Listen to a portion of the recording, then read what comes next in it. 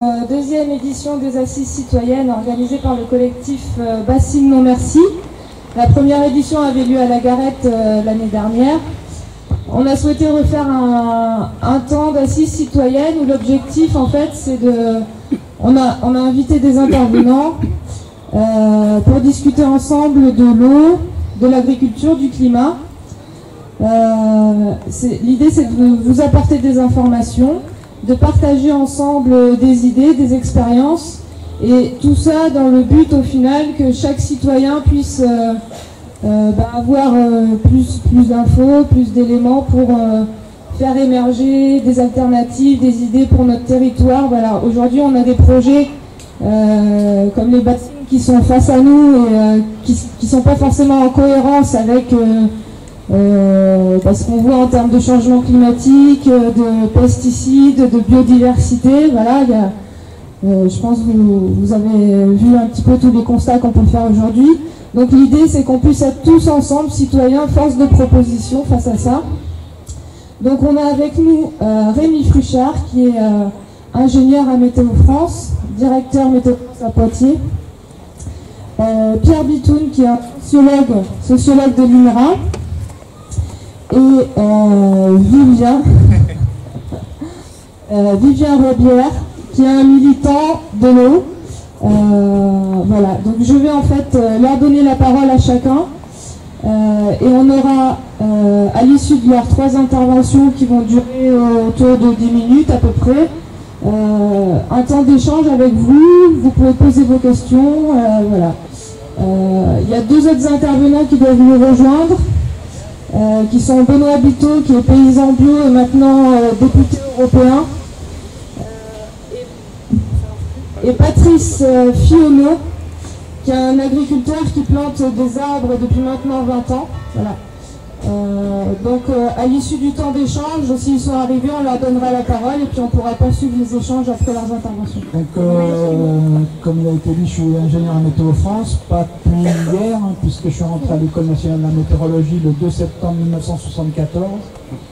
Donc bon, ça va, il y a des cheveux blancs ici, il y en a qui sont même pas nés, excusez-moi. Donc je suis le directeur du Centre Météo France à Poitiers depuis le 2 septembre 2011. Avant j'étais à Châteauroux.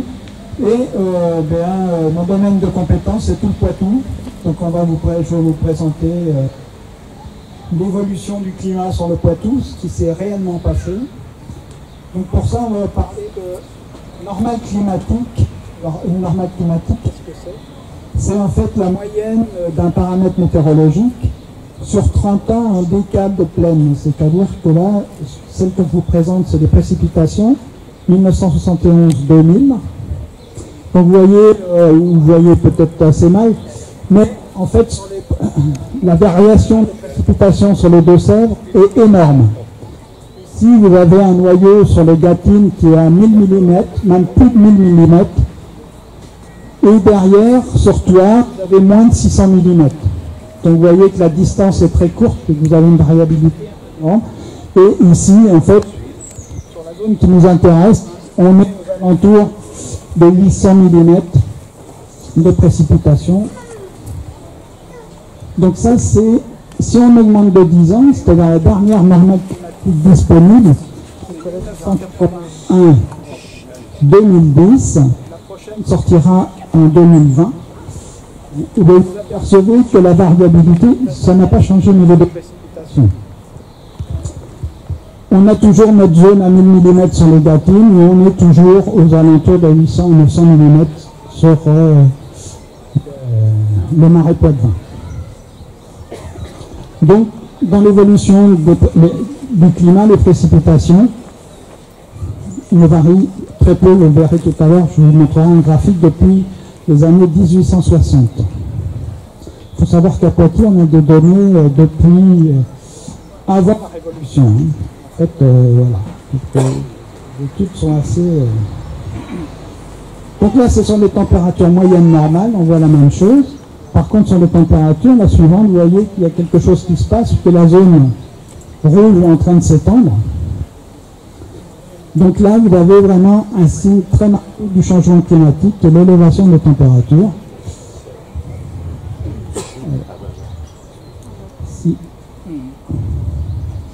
Sans plus ça marche, plus ça va pas aller. Voilà.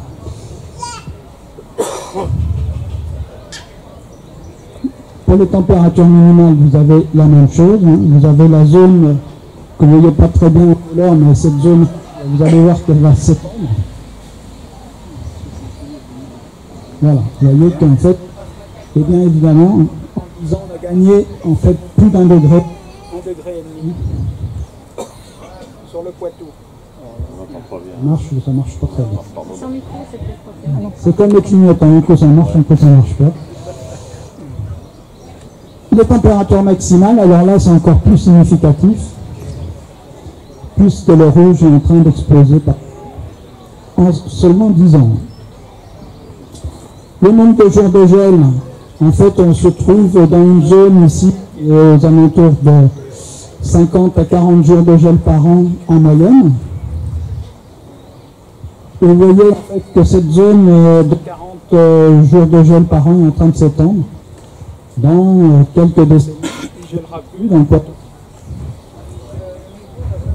Donc ça aussi, je pense que oui, en fait, c'est la réception sur les... 2014, on a fermé les centres météo de Niort, La Rochelle, et que Poitiers est prévu en fermer en 2021, enfin fin 2021. Ça c'est comme ça.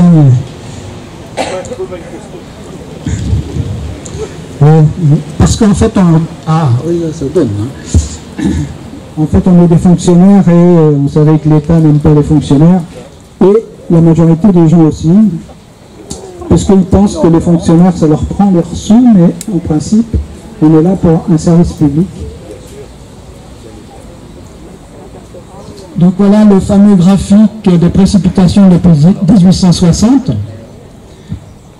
Alors ici, vous avez les précipitations annuelles. Vous voyez que la variabilité interannuelle est extrêmement importante. Ce qui fait qu'on n'arrive pas à extraire un signal climatique dans les précipitations.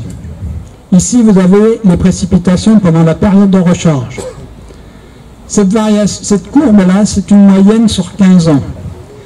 15 ans de précipitation, là aussi, même en faisant cette moyenne-là, vous ne voyez pas de signal climatique, et identique pour la période de recharge. En ce moment, on est en train de vous dire que les nappes ne se rechargent pas.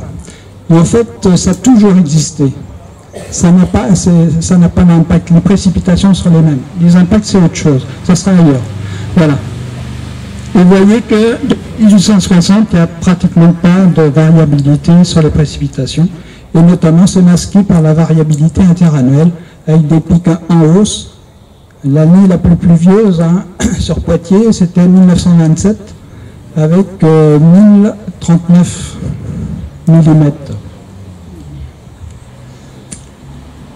Et la plus sèche, c'était 337 mm en 1953.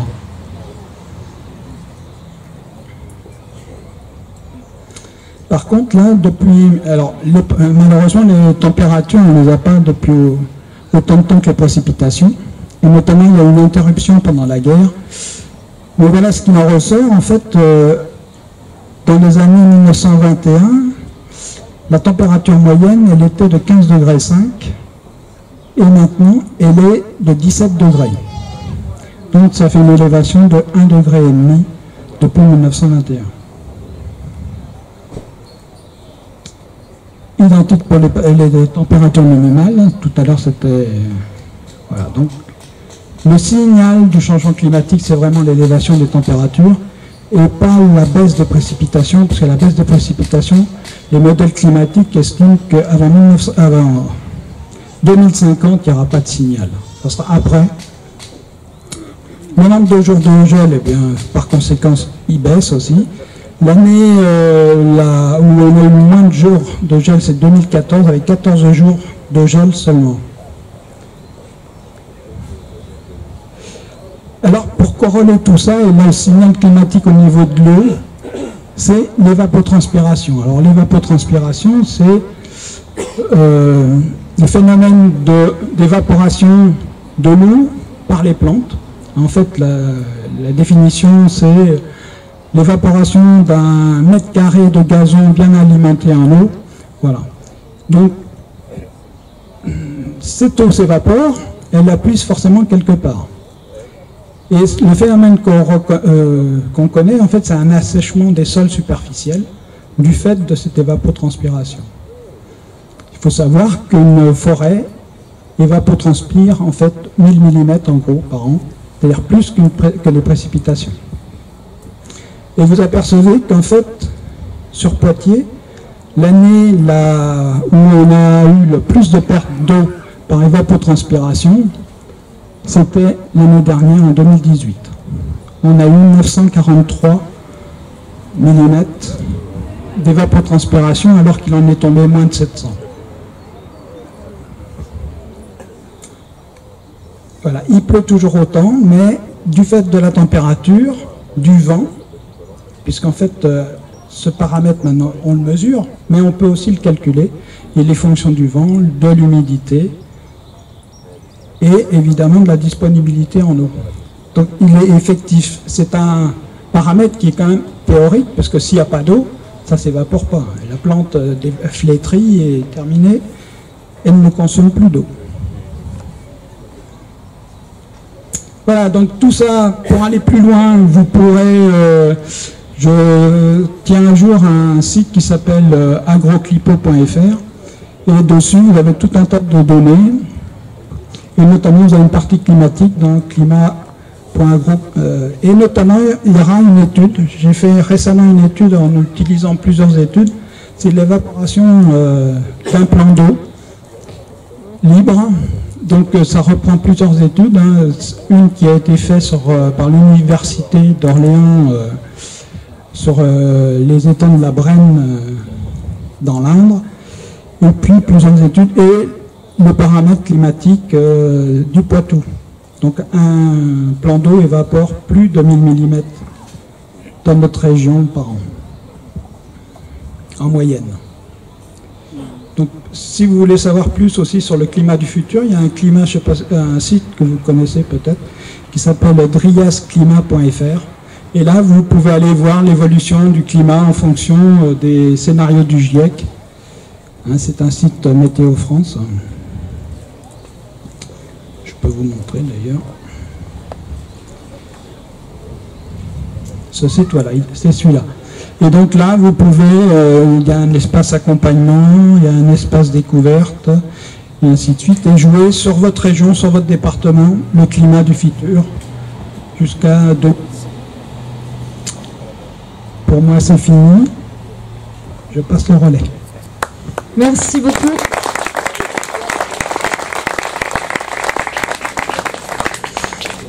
Donc nous allons maintenant passer la parole à Pierre Bitou.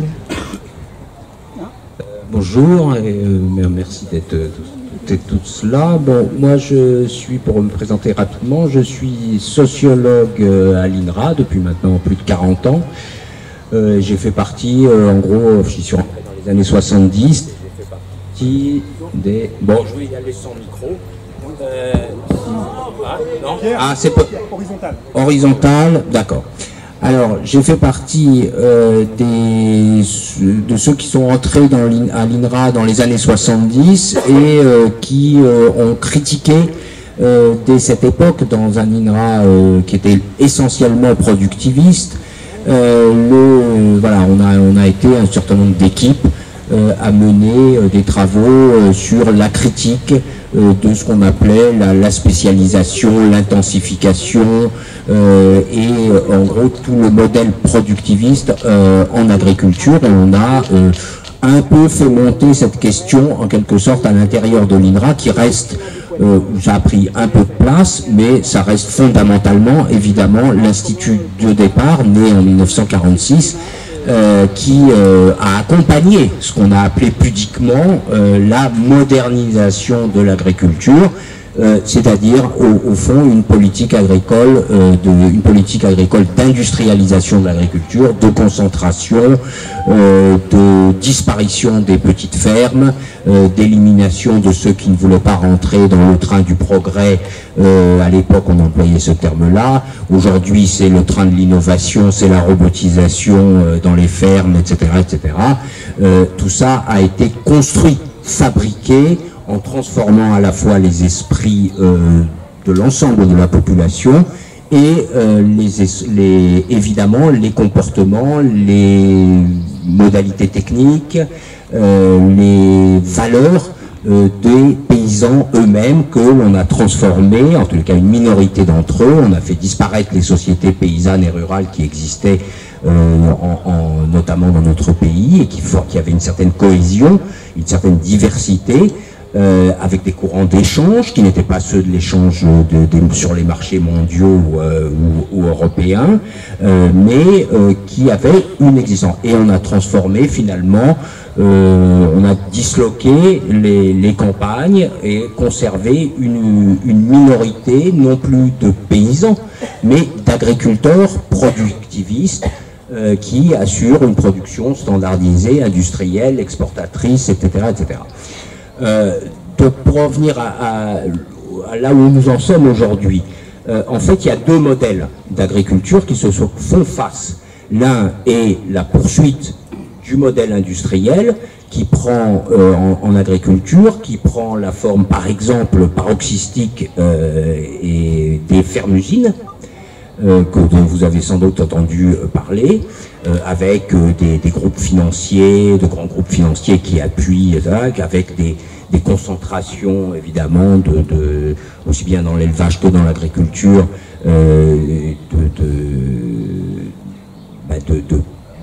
de fermes qui éliminent évidemment les autres et qui produisent massivement de la malbouffe qui passe par le circuit des supermarchés, etc. Et par ailleurs, et de la grande distribution. Et par ailleurs, on a ce qui est le produit de résistance et de création qui se sont faites peu à peu au fur et à mesure du temps et qui ont commencé surtout à partir des années 70 au travers des paysans, des courants qu'on a appelés les paysans travailleurs qui voulaient faire l'unité entre la classe paysanne ou les paysans et les travailleurs ouvriers et qui ont donné en 87 avec moult difficultés, mais ça s'est quand même fait, qui ont donné abouti à la création de la Confédération paysanne qui a été porteuse en gros de et qui a permis que ça essaime ce modèle de l'agriculture paysanne qui se décline de différentes façons, agroécologie, agribio, etc., les circuits courts, les AMAP, etc., et dont la devise au fond est celle qui a été celle de la Confédération paysanne, c'est-à-dire 3 petites fermes valent mieux qu'une grande. Et ces deux modèles, le modèle de l'agriculture industrielle et le modèle de l'agriculture paysanne, se font face. Les gouvernants aujourd'hui vous racontent, les néolibéraux vous racontent des fadaises et des mensonges comme quoi il serait possible de faire cohabiter ces deux modèles d'agriculture, comme quoi il y aurait une agriculture exportatrice et puis une agriculture de terroir. Nous sommes un certain nombre à penser qu'il faut choisir, c'est-à-dire qu'il faut changer de cap radicalement et donner tous les moyens à l'agriculture paysanne qui peut être un modèle pour l'ensemble de la production agricole et alimentaire et d'occupation des territoires et de reconquête et de vie dans les campagnes réellement vivantes et pas les campagnes uniformisées, polluées que l'on connaît aujourd'hui. Il faut changer de cap, mais pour changer de cap, il faut forcément qu'il y ait des instruments politiques, financiers, les aides techniques qui vont vers l'inflexion de la PAC aussi, les courants évidemment financiers de la PAC qui continuent massivement d'être toujours 80% pour les agriculteurs productivistes et 20% pour le reste, qui sont dominés par une inégalité des aides qui empêche la promotion de ce modèle de l'agriculture paysanne. Donc voilà, moi je pense que c'est face à ce changement de cap, et c'est ce changement de cap qu'il faut que nous réussissions à imposer, à la fois en multipliant les alternatives paysannes, les fermes, les petites fermes, mais ça ne passera pas simplement par des îlots, parce que c'est ça pour l'instant.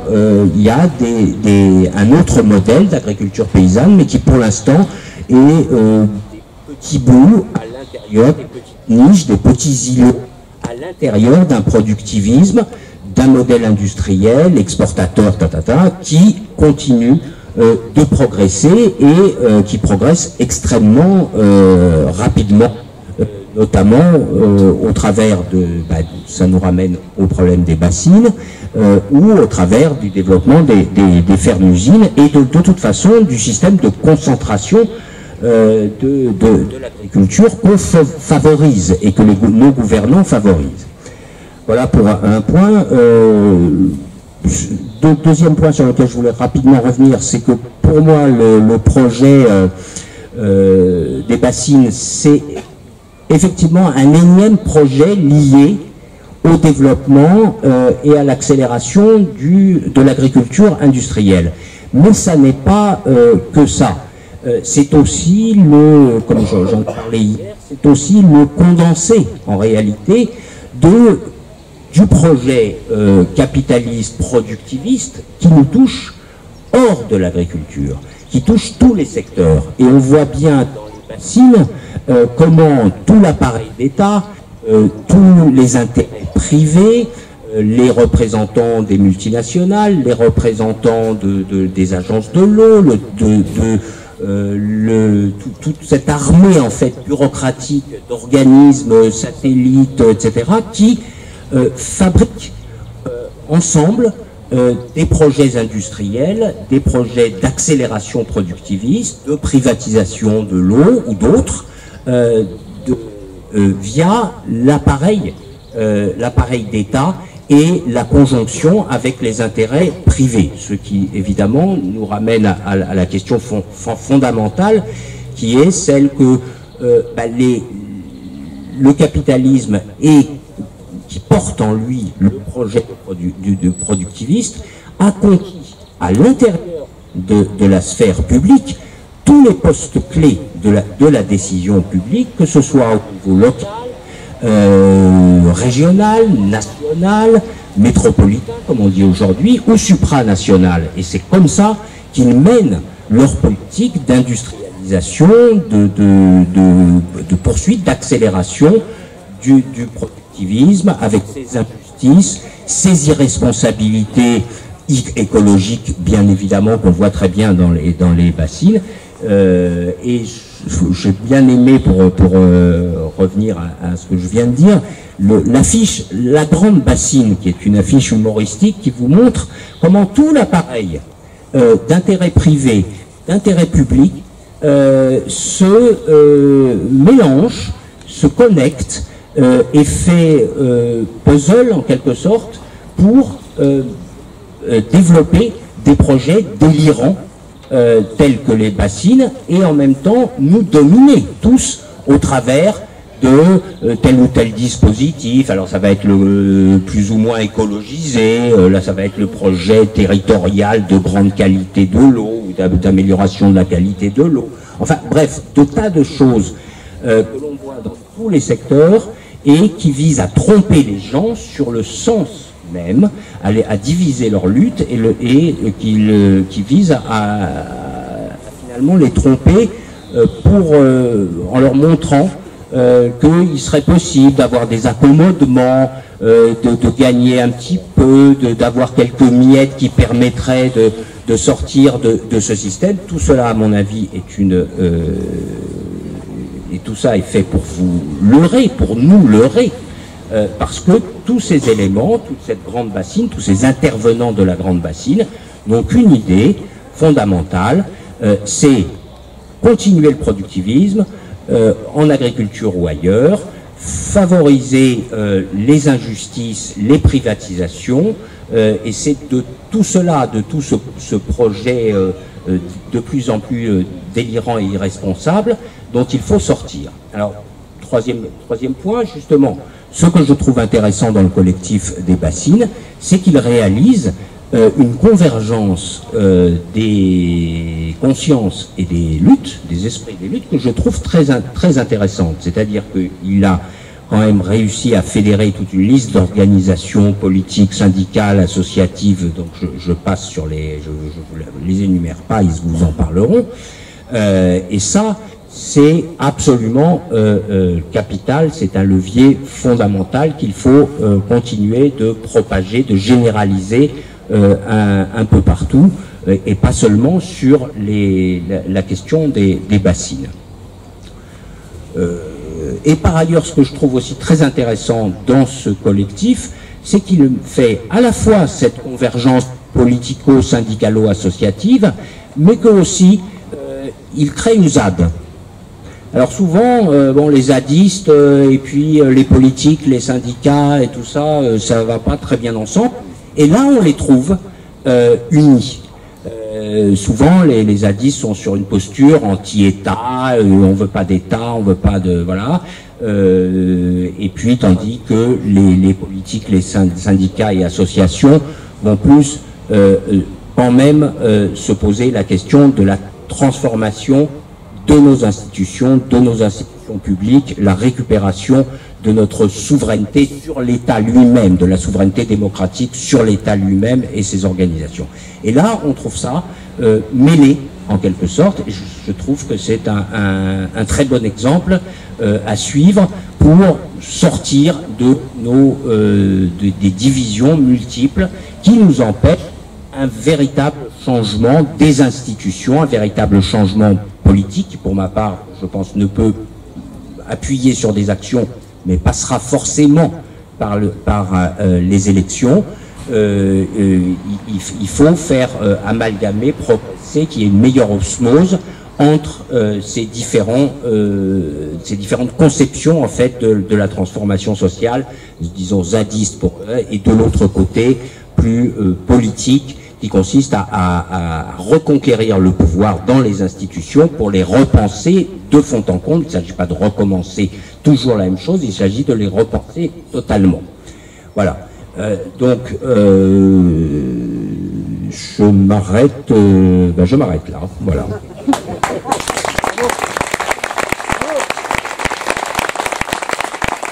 Merci.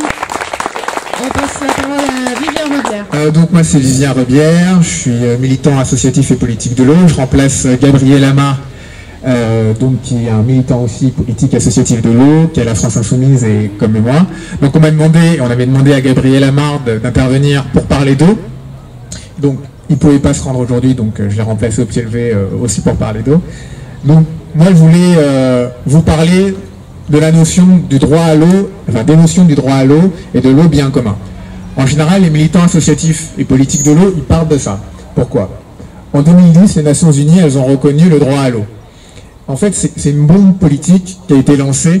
Normalement, on se dit, bon, le droit à l'eau, c'est normal. Normalement, tout le monde devrait avoir accès à la ressource. On devrait tous y avoir un accès inconditionnel, quel que soit notre niveau de ressources, notre niveau d'argent, le lieu géographique. On devrait mettre en place les infrastructures pour.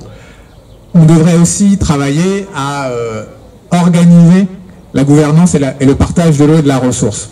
Et là, c'est là où, en fait, la question des bassines, elle se heurte à la fois à l'imaginaire collectif de l'eau comme bien commun, et à la fois à la réalité d'une gestion, normalement, qui relève du sens commun, du bon sens. C'est-à-dire qu'on ne peut pas avoir une captation d'un intérêt, d'une ressource par un intérêt particulier, qui est en plus une partie exiguë de la profession agricole. En droit français, l'eau, c'est un patrimoine commun de la nation. C'est les différentes lois qui sont issues de ça. Donc déjà, on est dans l'idée que ça nous appartient à tous. Et donc que ça n'appartient pas ni à la propriété publique en tant que telle, donc à l'État ou à la collectivité, ni à une propriété privée, quelle qu'elle soit. ça appartient à tous. De cela, on peut imaginer normalement des manières de gérer l'eau, des manières de penser la ressource. Et bon, c'est très travaillé en économie, en droit, en philo, et on voit une remontée en force des théories du bien commun, des théories des communs. Il y a un certain nombre de chercheurs qui travaillent sur ces questions. Et globalement, les quelques idées qui ressortent, c'est qu'évidemment, on travaille sur la durabilité de la ressource. Il faut qu'elle se préserve dans le temps, c'est-à-dire que non seulement on évite son épuisement, mais en plus, on évite les pollutions.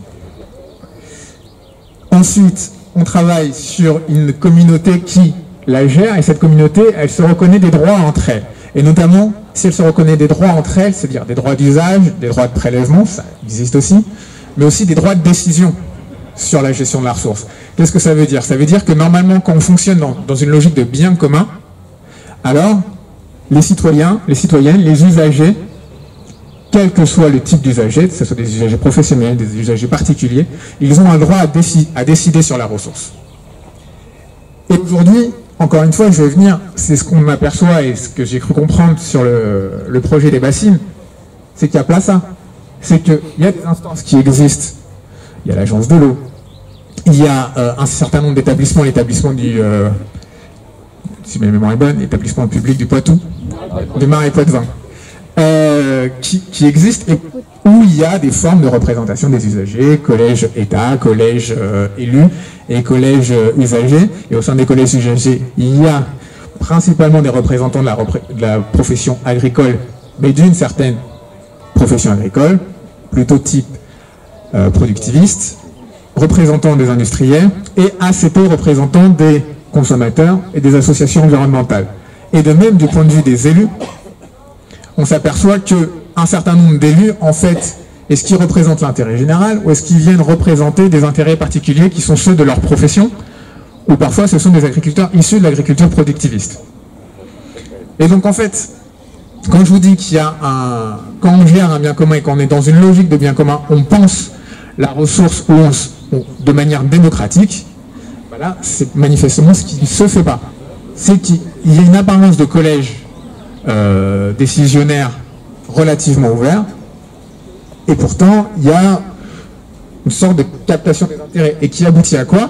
La construction, en tout cas le projet de construction, si ma mémoire est bonne, de 16 bassines, pour un projet de 60 millions d'euros avec 28 millions de l'agence de l'eau, si c'est ça, j'ai bien compris, où on va avoir, comme je disais, des intérêts croisés entre les gestionnaires d'eau, les syndicats, les établissements publics, et les agriculteurs.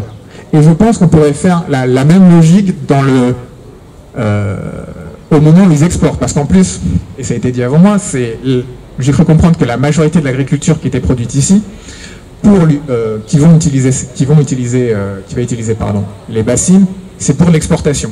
Ce qui veut dire qu'en plus, ça va pas servir à l'agriculture française, locale, durable, etc. C'est une agriculture d'exportation inscrite dans des marchés mondialisés. Donc, je crois que le premier élément sur lequel il faut travailler, c'est la gouvernance et c'est l'appropriation citoyenne de l'eau. Et donc moi, je viens des milieux associatifs. En Ile-de-France, on travaille beaucoup sur ces questions. Donc, un peu moins la question du partage de la ressource entre agriculteurs, même si ça existe. Et l'eau potable. Mais il y a surtout l'enjeu en Ile-de-France de qui gère et comment on gère durablement l'eau quand la ressource est gérée par des multinationales. Et donc, cette question-là, si vous voulez, du droit à l'eau et du bien commun, je pense qu'il faut le revendiquer de manière politique pour dire l'eau est un bien commun. Par conséquent, ça suppose un certain nombre de modèles de gestion, de manières de gérer, de manières de consommer et d'inclure les citoyens. Donc en fait, quand vous faites un protocole d'accord en évinçant une partie des associations, une partie des collectifs, d'une certaine manière, vous éloignez, vous sortez du champ d'une gestion de bon sens et d'une gestion normale de l'eau. Et là, en fait, vous réappropriez la légitimité politique. Et juridique aussi. Et en même temps, vous tapez du poing en parlant de transparence. moi je vous invite à travailler sur ces questions, à regarder quels sont les intérêts croisés des gens qui siègent à l'agence dans les établissements publics et de les publier. Comment dirais-je? L'agriculture et l'eau, c'est un milieu où les lobbies sont forts, à tous les niveaux, que ce soit au niveau local ou que ce soit au niveau national, régional. Gabriel Amar, il aurait pu vous l'expliquer s'il était là, quand il a créé une régie publique de l'eau, quand il était président d'agglomération, d'une communauté d'agglo, ils avaient décidé avec son exécutif et la Majo de sortir du CEDIF, le syndicat des eaux d'Île-de-France qui avait une DSP, une délégation de service public avec Veolia. On l'a foulé un cabinet d'influence, d'affaires publiques, on appelle ça, a été missionné pour détruire le projet politique. C'est-à-dire qu'ils ont créé des faux blogs, ils ont créé des faux citoyens environnementalistes, ils ont créé ça toutes pièces pour déstabiliser, pour retourner l'opinion. Bon ben voilà, dans le milieu agricole, dans le milieu de l'eau, c'est quelque chose qui est fréquent. Donc il faut le savoir. Et donc c'est pour ça qu'il ne faut pas avoir peur de dire que ils ont un nom, ils ont une adresse, et donc on va dire quel est leur et revendiquer de déclarer leurs intérêts réels et globaux. Donc ça c'était la première et deuxième chose. Ensuite, là, comme je vous avais dit, il y a une captation de la ressource par un intérêt privé, qui est l'agriculture productiviste.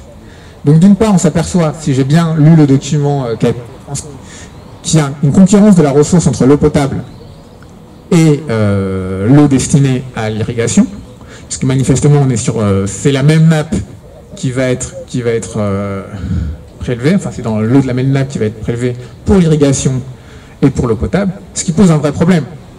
C'est quel est une nappe phréatique, ça s'épuise d'autant plus, vous avez eu on est dans des situations de surconsommation ou de surprélèvement de l'eau, et qu'on est dans des situations où, par exemple, certaines nappes ou certaines rivières ne vont pas pouvoir reconstituer leur débit. Du fait du changement climatique et du fait d'autres choses. Et donc ça pose un vrai problème, cette concurrence des usages, et qui va à l'encontre de la loi sur l'eau qui dit que l'eau est un patrimoine commun de la nation. Et là, vous avez le droit de votre côté pour revendiquer ça. Vous dites, attendez, il n'est pas censé avoir une concurrence des usages, c'est pas normal, etc. Ensuite, les usagers ici, manifestement, vont être lésés à plusieurs titres et plusieurs fois, en fait. Parce que vous payez, vous payez l'agence de l'eau via les factures. Donc il y a une redevance. Là, j'ai regardé sur le site, c'est ouvert à tous. Sur 100 € de redevance, il y a 70 qui est de la main des usagers, qui est du portefeuille des usagers. Et, il faut que je retrouve, pollution agricole, 0,74. Donc voilà.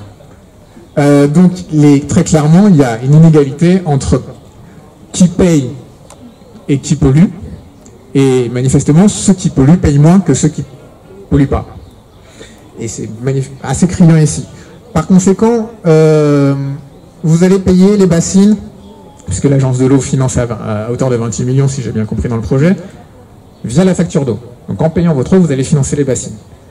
Via les impôts, parce que la région va mettre un billet. Donc vous allez payer via vos impôts de la région, qui vont à la région. Enfin, via la dotation globale de fonctionnement, pour être plus précis. Donc ça va à l'État et ça retourne à la région. Via la dépollution et le traitement de l'eau. Si on est sur une agriculture productiviste et intensive, par conséquent, l'eau des nappes phréatiques va être polluée. Donc on m'avait dit en effet qu'elle a été polluée au nitrate, et puis j'ai regardé sur le site de l'agence ce matin, et on est... Attendez, j'ai retrouvé ça. On est sur 6 captages abandonnés depuis 10 ans, on est sur 31 qui sont considérés comme sensibles aux pollutions diffuses, et pourtant il y a 8 captages qui sont considérés comme prioritaires, et pourtant il y a 51 périmètres de protection des captages. Ce qui veut dire que manifestement il y a de la pollution qui existe déjà, et là on va financer des bassines pour un modèle agricole qui pollue. Et donc tout le monde sait qu'il pollue, et qu'en plus manifestement, si j'ai bien compris, encore une fois les documents qui m'ont été donnés sur les programmes, on va dire les les programmes pour améliorer la qualité des eaux par une agriculture bio, c'est le programme ressources, c'est ce qu'il y avait un peu dans le protocole, c'est un programme qui s'appelle aussi Azur. Manifestement, ces programmes ne sont pas respectés, le programme Azur, et par donc les principaux concernés, premièrement. Deuxièmement, si j'ai bien compris le protocole, c'est vraiment au choix, quoi. C'est soit tu fais ça, soit tu peux aussi un peu faire ça, mais bon, on n'est pas sûr qu'il y ait des contraintes réelles qui soient mises en place, et puis surtout, c'est pas un vrai programme de conversion au bio avec une échéance ou d'agroécologie, voire d'autres pratiques agricoles qui permettent réellement de protéger les périmètres de captage. Voilà, voilà. Donc en fait, vous payez 3 fois. Du fait, moi, de mon point de vue, notamment de la question de la gouvernance et d'une mal-représentation des usagers, des associations environnementales sur cette question. Et vous pouvez attaquer là-dessus. Et enfin, je voulais, et puis ça fera la transition, avancer sur 2 points. D'une part, il y a, si j'ai bien compris, beaucoup d'argent qui va être mis sur la table pour ces projets de bassines. Alors donc 28 millions de l'agence de l'eau, 60 millions au total, c'est le budget qui avait été annoncé, c'est ça. Par conséquent, enfin 28 millions plus 1,2 million. Par conséquent, ça fait beaucoup d'argent. Ça fait beaucoup d'argent pour penser d'autres investissements, pour réfléchir à une autre agriculture et pouvoir accompagner réellement en plus les agriculteurs sur ça et travailler sur un autre modèle de gestion de l'eau. Donc en fait, là, si les pouvoirs publics sont en capacité de dire « je mets tant sur la table pour une agriculture productiviste », vous pourrez leur dire « mais mettez tant sur la table, exactement la même somme, et on fait un autre projet ». Et c'est là que vous pouvez construire du commun en disant, parce qu'ils ne pourront pas dire « non, mais on n'a pas l'argent, c'est les investissements, c'est difficile, vous comprenez, c'est la crise, etc. » Les dépenses publiques, vous dites non. Manifestement, vous mettez un certain niveau d'investissement public pour développer un projet qui ne va pas financer, qui ne va pas avoir des impacts positifs sur les territoires, ni en termes de pollution de l'eau, ni en termes de baisse de la ressource, et même en termes d'emploi direct. Parce que tout le monde sait aujourd'hui que quand on fait du maraîchage en bio, ça rapporte beaucoup plus d'emplois que si on fait d'autres types d'agriculture, notamment conventionnelle, notamment en grande surface. Donc vous avez un moyen de construire du commun. Et c'est ce qui disait mon Pierre Bitoun, c'est qu'on là, la convergence des forces politiques, sociales, syndicales montre qu'il y a une logique de commun qui est en train de se construire et et vous pouvez très bien mettre sur la table que vous avez un projet financé. Vous avez déjà l'argent de l'agence de l'eau qui permet de le financer. Non mais autant les prendre au mot, c'est ça que je voulais dire. Évidemment, ils vont dire, mais non, c'est pas possible, mais quand même. Pour faire la transition, je voulais juste vous dire que cette question-là, outre les questions du droit à l'eau, du bien commun, elle s'inscrit dans un projet et dans une logique globale au niveau européen. Aujourd'hui, au niveau européen, il y a 2 directives sur l'eau qui vont repasser dans la prochaine mandature. Il y a la directive eau potable, qui était déjà en train d'être travaillée pendant l'ancienne mandature. Il y a eu une première mouture qui est sortie en février-mars et qui va être retravaillée parce qu'elle n'a pas été votée au Parlement en assemblée plénière.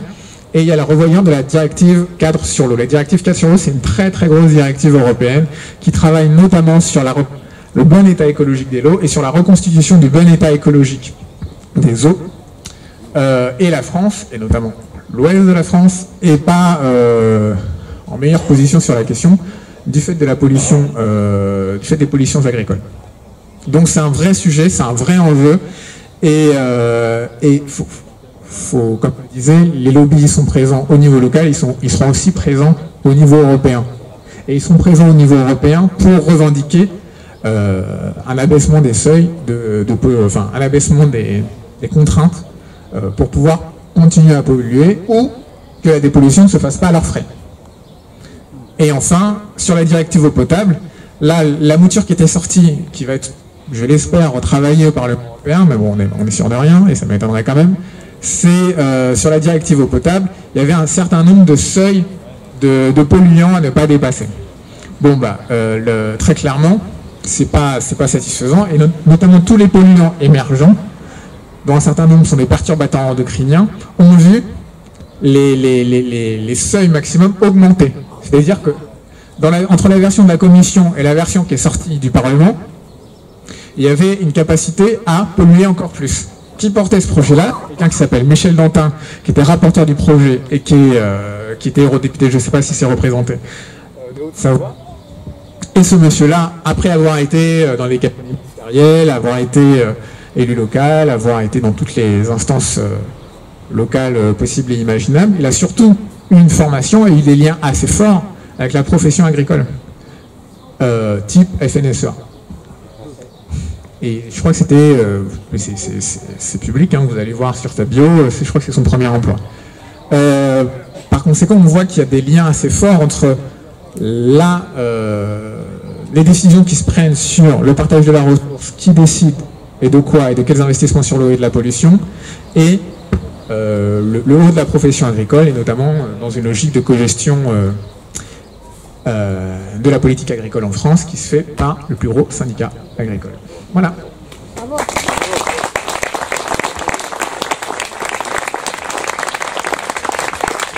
Merci pour cette troisième présentation. Donc, je vais rappeler Pierre Bitoun et Rémi Fruchard.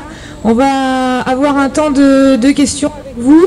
Donc, le principe, c'est tout simple. Si vous avez une question, quelque chose à dire, vous levez la main, on fait passer le micro.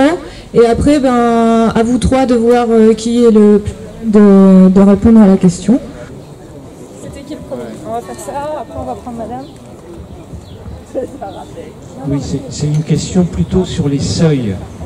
À l'horizontale. Ah oui, excusez-moi. C'est une question plutôt tournée vers les seuils d'acceptabilité écologique au niveau, par exemple, des prélèvements. On arrive à un stade où il y a cette fameuse concurrence dont vous avez parlé, des usages, par exemple, qui se manifestent de façon criante. Hein, parce que, aussi bien en termes de pollution qu'en termes tout simplement d'accès à l'eau potable pour l'usager, vous et moi, il y a maintenant un problème critique. Et ces seuils ne sont pas vraiment considérés, et je pense qu'on minimise en quelque sorte les possibilités techniques qui sont de plus en plus importantes. Moi je sais que j'ai pas vécu depuis je vis en Deux-Sèvres depuis quelques années, mais j'avais connaissance au fur et à mesure des années qui passaient, sur 30 ans, des possibilités qu'on avait de puiser de plus en plus profond et très facilement l'eau des nappes phréatiques. Donc l'agriculture s'est emparée de ce moyen technique-là. Et au fur et à mesure des années qui passent, on s'apercevait que l'eau utilisée par les agriculteurs en Deux-Sèvres était 3 fois plus importante, quand même, il faut le savoir, que l'eau consommée par les usagers. Et elle n'est plus pure, effectivement. Elle est dégradée, complètement dégradée, et il faut la traiter, donc, et il faut payer ces traitements. Et on vous a bien dit qu'effectivement, c'était nous qui payions, en plus. Donc je crois qu'il faut bien avoir à l'esprit, à mon avis, que les moyens techniques, alors je comprends tout à fait comment dire, l'influence du capitalisme, du régime, etc. Mais c'est quelque chose qui est mondial. Cette évolution technique-là permet très facilement de s'accaparer, mais très très facilement, de biens publics. Et si on ne donne pas un seuil et une limite, surtout maintenant avec la pollution, avec le coût que ça engendre, avec l'absence de ressources d'eau potable pour les usagers, je crois qu'il faut se battre absolument sur ce terrain. C'est bien de montrer des exemples par l'agriculture biologique, etc.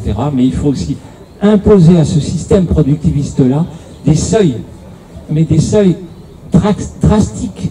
Sinon, l'eau, il n'y en aura plus, comme on a été en Espagne, dans le milieu rural. Il y a des bassines aussi un peu partout en Espagne, bien évidemment, comme vous le savez. Eh bien, ils n'ont plus l'eau potable au robinet. Voilà, c'est exactement ça. Ils sont ravitaillés par des bonbonnes toutes les semaines pour pouvoir boire de l'eau potable. Voilà. Enfin, excusez-moi, je suis peut-être un peu long.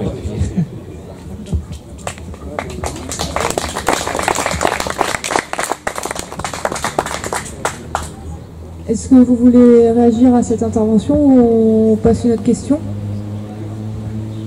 Je veux bien répondre tout de suite à celle-là parce qu'autrement on va émietter la discussion.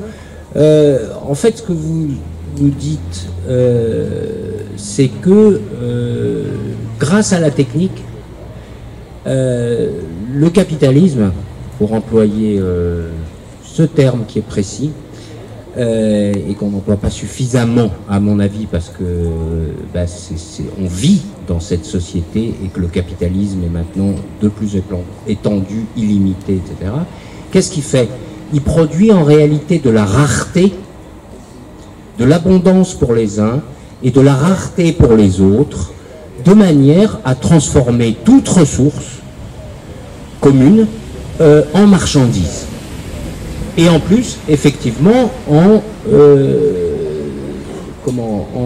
organisant le financement de cette nouvelle marchandise par nos propres impôts, le financement. C'est-à-dire qu'il instrumentalise les fonds publics au bénéfice de puissances privées, dont au bout du compte, au bout de la chaîne, il y a effectivement les multinationales et la finance mondiale.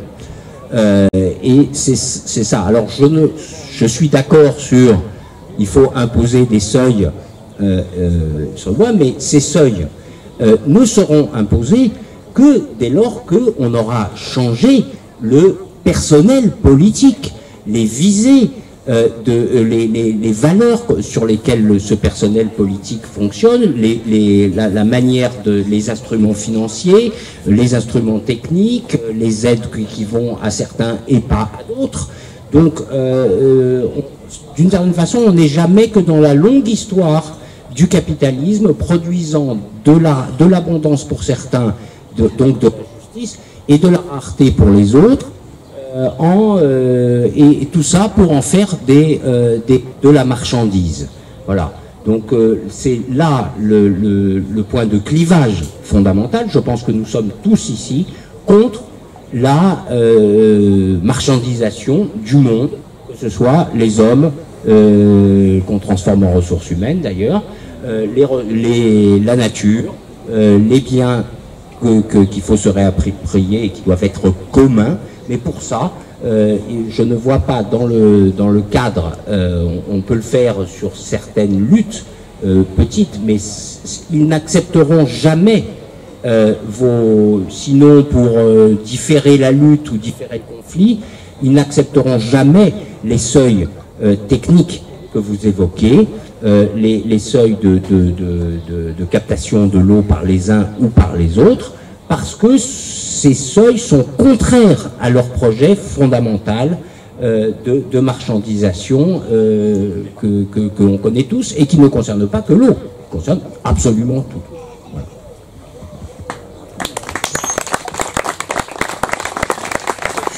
Je suis d'accord totalement avec ce qui vient d'être dit. En général, dans la littérature sur l'eau, on lit souvent que qui parle de crise de l'eau a intérêt à ce qu'il y a crise de l'eau. C'est-à-dire que aujourd'hui, l'eau, sauf dans des situations de stress hydrique ou de pénurie extrêmement fortes qu'on ne connaît pas en France, on a la possibilité d'avoir un partage de la ressource équitable qui fonctionne bien.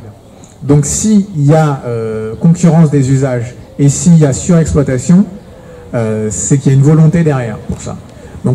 Donc voilà, sur cette question-là, il faut partir de cette logique qu'il y a vraiment des intérêts qui y sont derrière. Ensuite, sur la question de la technique, moi je pense que l'enjeu, il est vraiment plutôt de comment on partage la décision publique. C'est comme ça, je crois qu'il faut le porter. Comment on partage et comment on organise la décision publique de telle sorte que ceux qui prélèvent beaucoup trop soient contraints. Et ça, c'est pas facile. C'est un combat politique assez fort à mener, qui en fait est dans une logique de recul du capitalisme. Ouais, vraiment. peux reculer peut-être, mais moins devant l'enceinte. Je peux aller derrière la table, s'il ne fait pas là-bas. Ok. Qui est vraiment dans une logique, et pour poursuivre son propos, de recul du capitalisme. Quand on parle de biens communs, on sort un certain nombre de ressources, de biens, du champ de la marchandisation. Parce qu'on le gère en commun, et donc il n'y a pas une propriété privée qui en ressort et qui en découle des dividendes. Et donc on est vraiment dans l'extension de la sphère de la gestion en commun et si possible de la gratuité, par exemple pour l'eau potable et pour un certain nombre d'autres ressources. Les transports, voilà aussi, la santé, voilà.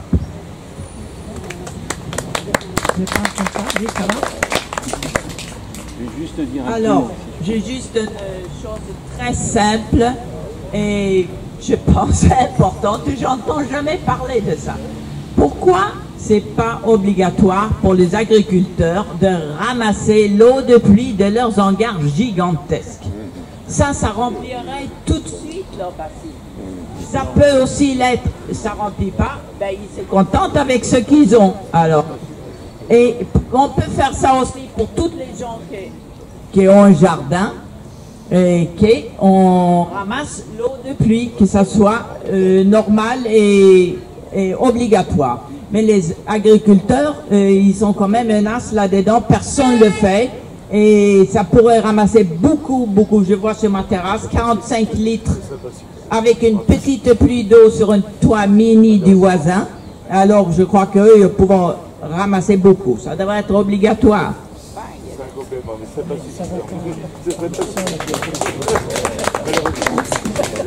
Désolé de vous décevoir, mais c'est encore une très mauvaise idée. C'est-à-dire que, tout simplement, toute intervention sur le cycle de l'eau est néfaste. Imaginez qu'on mette une bâche immense sous prétexte de capter l'eau de pluie. Eh bien, cette eau, elle ne rentre pas dans le cycle de l'eau. Elle n'ira pas alimenter les nappes phréatiques. Donc voilà, désolé de vous décevoir, mais c'est une très mauvaise idée parce que la meilleure idée, c'est de capter de l'eau et de la mettre à disposition. C'est-à-dire que à partir du moment où on met quelque chose d'étanche, vous captez l'eau à votre propre profit, et cette eau vient du ciel, mais cette eau, elle est en fait pour retourner dans les nappes phréatiques. Donc la meilleure solution pour l'agriculture, en fait, ça serait de faire des retenues collinières, mais non étanches. Tout simplement, on capte l'eau pour qu'elle s'infiltre lentement, et éventuellement on peut en prendre lorsqu'il y a un surplus, mais surtout jamais de bâche, jamais de cuve, rien du tout. Cette eau, elle doit être libre. Il faut la laisser circuler et pas la capter pour son propre bien. C'est un bien qui nous vient du ciel et c'est pas Dieu qui l'a fait, c'est tout simplement le cycle de l'eau. Je vais porter des éléments. Oui, mais l'eau aussi, le ruissellement, ça fait partie du cycle de l'eau. Pas quand c'est sur du bitume et pas quand c'est dans les tuyaux. Je vais apporter des éléments complémentaires par rapport à cette question-là.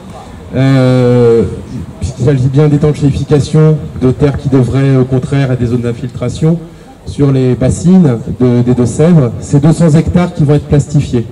Voilà, 200 hectares où l'eau ne s'infiltrera plus. Et on a vu ça dans le journal hier, l'entreprise Firestone, les pneus Firestone, lance une production de 16 millions de mètres carrés de liner qui permet d'étanchéifier les bâches. 16 millions de mètres carrés, ça fait 1600 hectares. Donc 200 hectares, c'est ceux des bassines de la Sèvre niortaise. Et il y a 200 bassines en projet. Donc là, très clairement, on voit qu'il y a intérêt. Il y a très clairement, derrière les projets de bassines, des intérêts commerciaux importants. C'est le cas de tous les constructeurs de canalisation. C'est le cas des boîtes de BTP qui vont faire les travaux, etc. Et Firestone est une des boîtes qui a intérêt. Tout comme Colas, on peut l'annoncer, a eu l'appel d'offres pour certaines bassines. Donc les entreprises Colas devront faire le fruit de toute notre attention et de toutes nos sollicitations, ainsi que toutes les parts privées qui rentreront dans cette logique abjecte. Quand on accepte de faire du pognon avec de l'argent public, il ne faut pas s'étonner qu'en face des citoyens viennent les questionner. Il ne faudra pas les oublier, ceux-là. Voilà. Également, dans les éléments, tout à l'heure tu disais, il y en a qui ont intérêt à la crise. Alors je vais couper un peu l'herbe sous le pied de Benoît Pitot, qui ne va pas tarder à arriver. Il y a 2 semaines, j'ai eu l'occasion de l'entendre avec des chiffres clés. c'est très clair. La politique agricole commune distribuée en France, c'est 13 milliards d'euros. Le secteur privé d'adduction d'eau potable maintenant en France, c'est entre 70 et 80 milliards d'euros.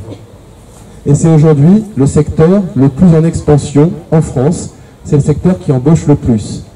Évidemment qu'un jour on aura une politique agricole commune vertueuse allant vers la décroissance des pesticides, évidemment que le marché, la sphère de l'eau potable, où le pognon sert à potabiliser de l'eau qu'on a souillée de l'autre côté, est nature à s'écrouler. On est là dans un cercle infernal où les pollueurs sont aussi les dépollueurs. Quand vous rajoutez à ça les nanotechnologies, vous regardez les boîtes qui sont derrière ça et qui conçoivent les tuyaux pour filtrer ceci, cela, ben vous avez tout compris. Et il faut sortir de ce cercle infernal, très clairement.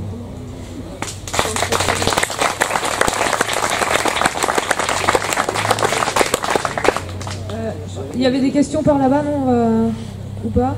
Non. Alors sinon, il y a... On va essayer de faire questions courtes, réponses courtes pour en avoir encore peut-être 3-4 et puis ensuite on va donner la parole.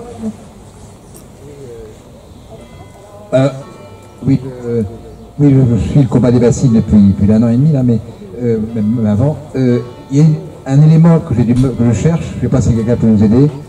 Je pense qu'il y a besoin d'arguments auprès des agriculteurs qui sont éventuellement en train de se poser des questions en transition sur les chemins de la transition et de la moindre irrigation.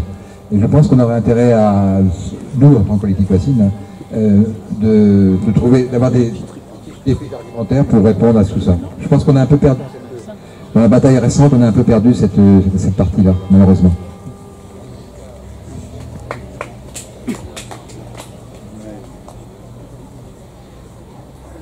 Pas de réponse. Alors un élément derrière. Je donne la parole en priorité à des gens qui peuvent encore parler. Voilà. Bonjour. Donc j'entendais parler des seuils là sur techniquement l'eau, mais il y a aussi le seuil des financements. Et donc il y a 15 jours là, j'étais avec mon président de syndicat d'eau, le syndicat des eaux de Gâtine, qui inaugurait une station d'épuration. L'agence de l'eau, sur cette station d'épuration pour 1000 habitants, mettait 500 000 €. Avec ces 500 000 €, ça représente 29 stations d'épuration, compte tenu du fait que l'agence de l'eau vient de décider qu'elle passait de 28 millions à 29 millions et demi, SONED. D'accord ? 59 stations d'épuration, ça représente 29 stations d'épuration. 59 stations d'épuration, ça représente 59 000 habitants en Deux-Sèvres qui verraient l'euro mieux épuré, mieux retourner dans le cycle. C'est quand même important. Ça, c'est un élément que je pense chacun d'entre nous doit dire autour de lui. Toutes les communes rurales souffrent de mauvais traitements de stations d'épuration. L'argent est là, il n'est pas utilisé là où il devrait l'être. La même somme mise par l'agence de l'eau, j'ai interrogé Prom et c'est un élément de réponse à la question qui devait être posée. Une haie, c'est entre 5 € du mètre si l'agriculteur est aidé pour la faire et la fait lui-même, ou 14 € du mètre si c'est fait par une entreprise comme la Colas, ou les entreprises de BTP qui peuvent faire des stations d'épuration, mais qui peuvent aussi refaire des réseaux de haies, et ça représente, entre les 5 € et les 14 €, les 60 millions qui seront mis dans les bassines, ça représente entre 3500 km de haies et 14 000 km de haies. Imaginez pour le cycle de l'eau ce que représenterait en moyenne 8 à 10 000 km de haies qui seraient remis dans nos plaines. Et ça, à la fois, ça modifie l'agriculture, ça modifie l'agronomie, et c'est quand même intéressant de pouvoir mettre ça dans l'oreille des gens pour qu'ils en discutent.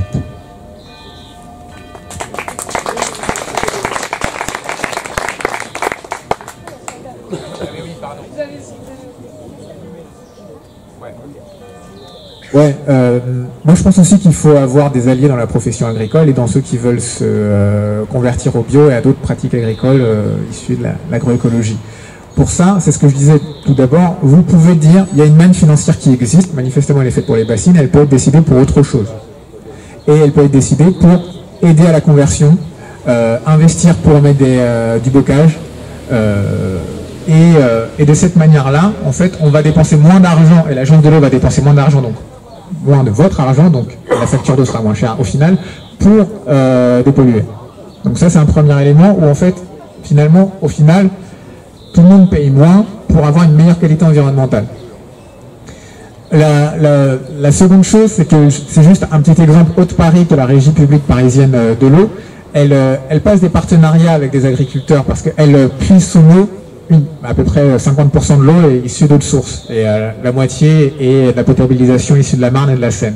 Donc pour 50% de son eau, elle passe des partenariats avec des agriculteurs qui sont sur les périmètres d'air de captage pour favoriser l'agriculture bio.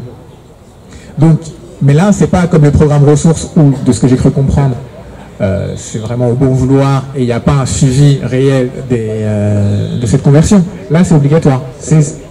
Vous êtes sur un champ de captage, la régie a acheté le terrain, vous faites en bio.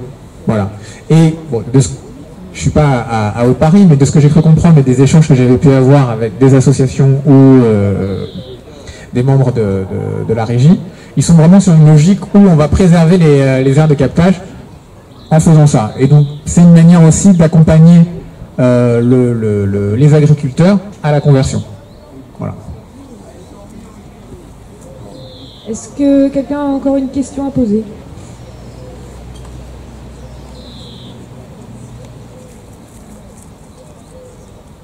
Sur la position de l'INRA aujourd'hui, parce que vous disiez tout à l'heure que l'INRA avait beaucoup participé en fait au développement de l'agriculture intensive. Est-ce que l'INRA aujourd'hui bouge un peu ses lignes et voilà, où en est l'INRA aujourd'hui en fait?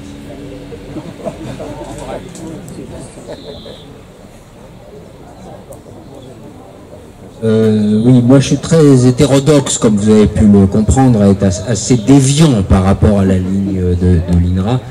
Ce que je pense, c'est que pour l'essentiel, les fonds de l'INRA continuent d'aller au modèle industrialiste et que une petite partie des financements ou des appels à projets maintenant, puisque toute la recherche est de plus en plus privatisée, contractualisée, avec une diminution des budgets publics directs qui vous laisse de la liberté de recherche.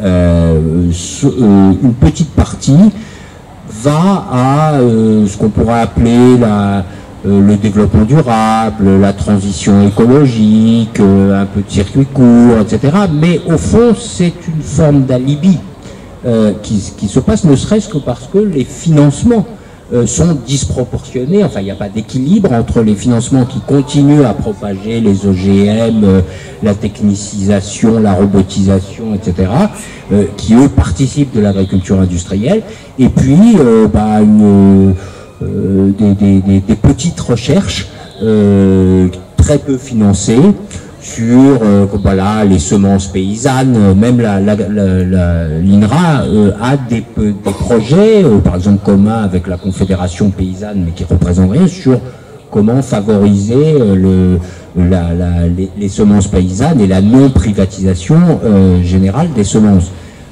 Ou d'autres projets sur les circuits courts, ou sur je sais pas quoi, la territorialisation des bonnes pratiques ou les bonnes pratiques environnementales dans nos territoires. Enfin voilà, tout ce discours, mais c'est extrêmement peu par rapport aux grandes recherches qui restent fondamentalement liées au productivisme, au surcroît de techniques, et donc qui vont dans le sens du modèle industriel. Mais ce qui se passe à l'INRA et ce qui se passe dans l'ensemble de la mécanique publique et dans l'ensemble de la société.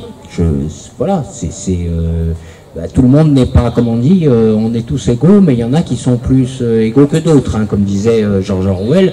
Et ben, c'est exactement ce qui se passe dans l'ensemble des institutions, que ce soit l'INRA ou autre.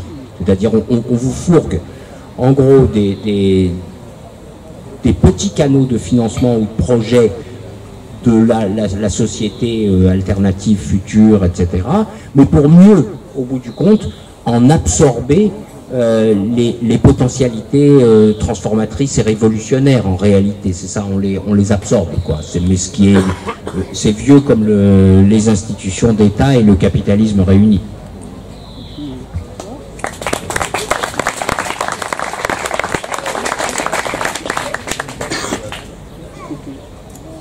Donc merci beaucoup à vous trois pour la qualité de vos interventions.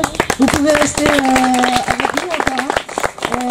Je vais appeler Benoît Biteau, paysan bio en Charente-Maritime et maintenant eurodéputé. Ah non, eurodéputé. Merci à vous. Oui, heureux député, tu pouvais le dire, c'est le cas. On m'a demandé en 10 minutes, un quart d'heure d'essayer d'aborder deux sujets sur le thème des retenues de substitution. Le premier, c'est mon expérience de paysan, hein, puisque même si je suis eurodéputé, ça n'est qu'un mandat, j'ai un métier, c'est paysan et j'y tiens et je le garderai. Les indemnités d'élus, ça sert à mettre des salariés sur la structure pour me remplacer et non pas pour s'enrichir. Enfin, en tout cas, c'est comme ça que je vois les choses. Et donc, l'expérience sur ma ferme, pour ceux qui la connaissent pas, même si David l'avait filmé dans un film qui est toujours d'actualité, qui s'appelait Pour quelques grains d'or, qui s'appelle toujours Pour quelques grains d'or, c'est de partir d'un système qui était justement dans le modèle qu'on essaie de dénoncer, très tourné vers l'irrigation, puisque la structure que je reprends est en monoculture de maïs irrigué depuis 35 ans et mobilise 300 000 m3 d'eau par an pour irriguer du maïs, dans les logiques que vous connaissez, hein.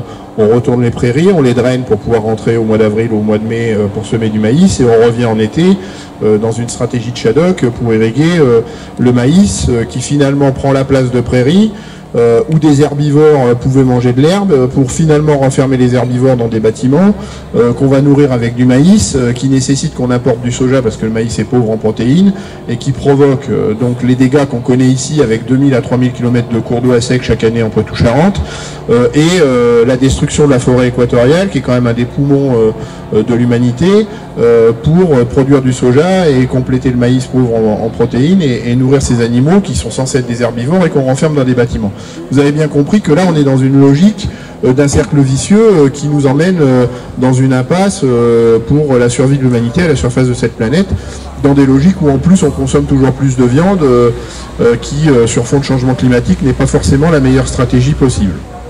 Alors loin de moi l'idée de remettre en cause l'élevage, hein. Je suis éleveur et je suis pas en train de vous dire qu'il faut arrêter l'élevage, bien au contraire.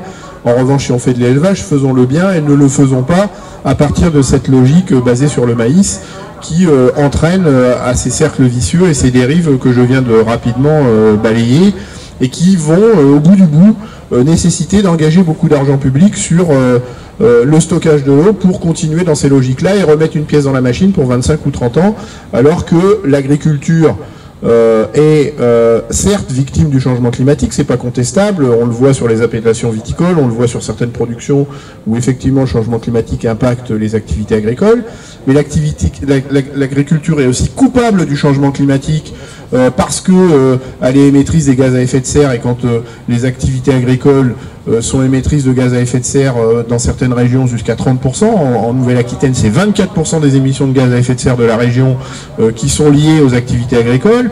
Et là encore, je fais un petit focus sur l'élevage, c'est pas les vaches qui pètent qui posent problème, on montre souvent du doigt la responsabilité de l'élevage dans la responsabilité de l'agriculture sur les émissions de gaz à effet de serre. Moi je vous invite à explorer une autre piste qui est celle de la dépendance au pétrole.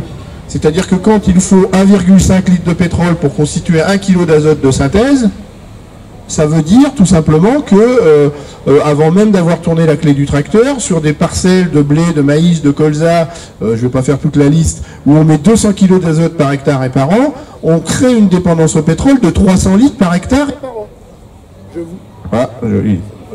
Un souci technique. Je vous invite à multiplier par 300 litres les surfaces agricoles utiles mobilisées sur ces productions-là, et vous allez voir que la dépendance au pétrole est énorme. Et donc, elle est là, la marge de manœuvre, d'autant plus que quand on fait de l'agronomie, et j'arrive aux solutions et à ce que j'ai mis en place chez moi, quand on fait de l'agronomie et qu'on utilise la faculté magique qu'ont certaines plantes, par exemple, de fixer l'azote atmosphérique, puisque 80% de l'air qu'on respire est composé d'azote, on a des solutions pour s'affranchir de cette dépendance au pétrole. Donc l'agriculture, qui est victime du changement climatique, c'est pas contestable, coupable du changement climatique, peut aussi être coupable, responsable, c'est pareil, coupable, responsable, mais peut aussi être la solution quand elle occupe 70% des espaces pour séquestrer les gaz à effet de serre. Sauf que pour séquestrer les gaz à effet de serre, il faut que les sols soient en vie, il faut cesser avec l'épandage sur les sols de substances de synthèse que sont les pesticides ou les engrais de synthèse qui tuent la vie des sols et qui efface la capacité de ces sols à devenir des zones de séquestration de gaz à effet de serre. Donc la solution elle peut être agricole et elle est facilement quantifiable, c'est-à-dire que si on augmente de 4 pour 1000 tous les ans le taux de matière organique des sols, l'agriculture est en capacité de fixer 75 à 80% de toutes les émissions de gaz à effet de serre liées aux activités humaines. C'est dire si elle peut jouer un rôle déterminant. Pour ça, il faut arrêter avec les logiques qui sont dépendantes des substances de synthèse. Et donc des logiques qui vont derrière les retenues de substitution, parce que on utilise des chevaux de Troie en disant on a un maraîcher qui va utiliser de l'eau et qui est en bio, on a un éleveur qui va constituer son autonomie alimentaire avec les bassines. Tout ça, c'est des chevaux de Troie. Ça représente une part infime des surfaces qui vont être irriguées par les retenues de substitution ou qui sont adhérentes de la cope de l'eau. J'espère que ça va tenir. Voilà, il faut que je tienne horizontalement, d'accord. Et à partir de là, on a des solutions, enfin, en tout cas, ils sont en train de nous berner avec ce que j'appelle des chevaux de Troie, alors qu'en réalité, derrière tout ça, on est en train de vouloir remettre une pièce dans la machine pour 25 ans pour cultiver du maïs. Quelqu'un tout à l'heure a fait un tour de table ou un tour de piste des financements qui vont derrière. Je crois que c'est Jean qui a fait ce tour de piste sur le financement. Moi, je suis conseiller régional sur les 16 retenues de substitution ici imaginées, avec en plus la rallonge de l'agence de l'eau annoncée cette semaine d'1,2 million, qui est un pur scandale aussi. Aujourd'hui, la région est prête à mettre 15 millions d'euros sur 16 retenues de substitution. Sans faire trop de caricatures, ça veut dire qu'on est prêt à mettre à l'échelon régional 1 million d'euros par retenue de substitution. 15 millions, 16 retenues, ça fait 1 million d'euros. Dans les cartons, sur la zone Poitou-Charentes, il y a 200 retenues de substitution dans les cartons. Ça veut dire que sans caricaturer, on est prêt à mettre 200 millions d'euros d'argent public de la région et de l'Europe pour soutenir le modèle agricole dont je viens d'expliquer tous les travers. Imaginez 2 secondes qu'on mette ces 200 millions d'euros sur l'accompagnement d'alternatives agricoles. On va faire des miracles. On va faire des miracles. Et les solutions, elles sont simples. Et je vais les exposer, puisque je les ai mis moi-même en place sur ma structure. Bien sûr, quand j'arrive en 2007, j'arrête le maïs hybride. Et vous allez voir pourquoi j'insiste sur le fait que c'est le maïs hybride que j'arrête. J'arrête les pesticides, j'arrête les engrais de synthèse. Mais je ne me contente pas d'arrêter des choses. Je mets en place des alternatives pour pouvoir dire je m'affranchis de ces substances-là, je m'affranchis des substances. Je vais changer de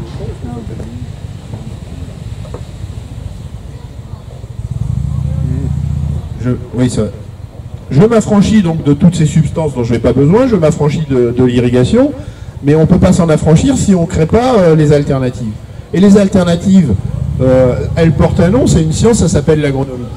Et l'agronomie, en tout cas moi sur ce que j'ai mis en place chez moi, ça s'appelle l'agroforesterie, c'est-à-dire que je suis sur un rythme de plantation d'1 millier d'arbres par an dans mes parcelles, c'est-à-dire que dans mes parcelles, tous les 28 mètres, il y a un alignement d'arbres, et sur la problématique de l'eau, c'est juste magique. C'est-à-dire que quand l'eau est en excès et qu'il pleut beaucoup, on propose une circulation verticale de l'eau vers la nappe phréatique qui, pendant cette circulation verticale, épure l'eau, c'est-à-dire que le constat, et les scientifiques ne l'expliquent pas encore, fait que quand l'eau arrive au bout des racines vers la nappe phréatique, elle est qualité eau potable. Donc on a une dimension quantitative efficace, une dimension qualitative efficace.